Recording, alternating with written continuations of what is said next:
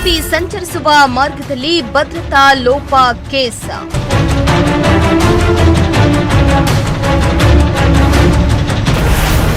ಅಜ್ಞಾತ ಸ್ಥಳದಲ್ಲಿ ಪೊಲೀಸರಿಂದ ಶಂಕಿತ ಲೋಹಿತ್ ವಿಚಾರಣೆ.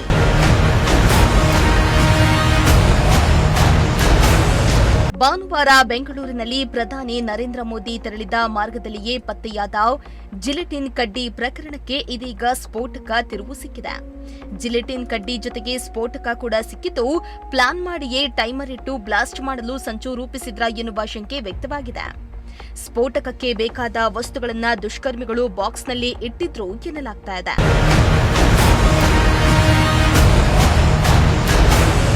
ಇನ್ನು ಜಿಲೆಟಿನ್ ಕಡ್ಡಿಯಿದ್ದ ಬಾಕ್ಸ್ನಲ್ಲಿ ಬ್ಲಾಸ್ಟ್ಗೆ ಬೇಕಾದ ಸರ್ಕ್ಯೂಟ್ ಪತ್ತೆಯಾಗಿದೆ. ಸರ್ಕ್ಯೂಟ್ನಲ್ಲಿ ಟೈಮರ್ ಅಂಡ್ ಡೇಟ್ ಫಿಕ್ಸ್ ಮಾಡಲು ಸಿದ್ಧತೆ ನಡೆಸಿದ್ರು ಎನ್ನಲಾಗ್ತಾ ಇದೆ.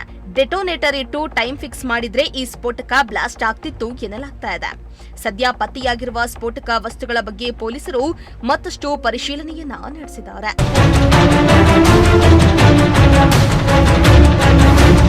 ಇತ್ತ ಬಾಂಬ್ ಸ್ಫೋಟಿಸೋದಾಗಿ ಹುಸಿ ಕರೆ ಮಾಡಿದ್ದ ಲೋಹಿತ್ನನ್ನ ಪೊಲೀಸರು ಈಗಾಗಲೇ ಅರೆಸ್ಟ್ ಮಾಡಿದ್ದು, ನಿನ್ನೆವರೆಗೂ ಪೊಲೀಸ್ ಠಾಣೆಯಲ್ಲಿಯೇ ವಿಚಾರಣೆಯನ್ನ ಮಾಡಲಾಗಿತ್ತು.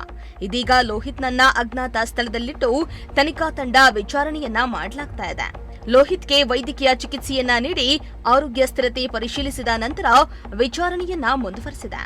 ಇತ್ತ ಪ್ರಕರಣದಲ್ಲಿ ಮಹತ್ವದ ಸಾಕ್ಷ್ಯವೆಂದು ಪರಿಗಣಿಸಿರುವ ಲೋಹಿತ್ ಬಳಸ್ತಾ ಇದ್ದ ಮೊಬೈಲ್ ಫೋನ್ ಅನ್ನ ಎಫ್ಎಸ್ಎಲ್ಗೆ ಕಳುಹಿಸಲಾಗಿದ್ದು, ಮೊಬೈಲ್ನಲ್ಲಿದ್ದ ಡೇಟಾ, ಚಾಟ್ ಹಾಗೂ ವಿಡಿಯೋಗಳ ವಿಶ್ಲೇಷಣೆಯನ್ನ ಮಾಡಲಾಗ್ತಾ ಇದೆ.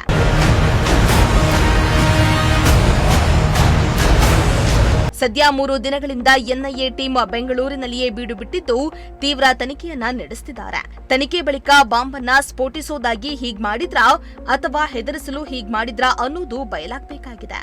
Bureau report, Prajashakti TV, Bengaluru.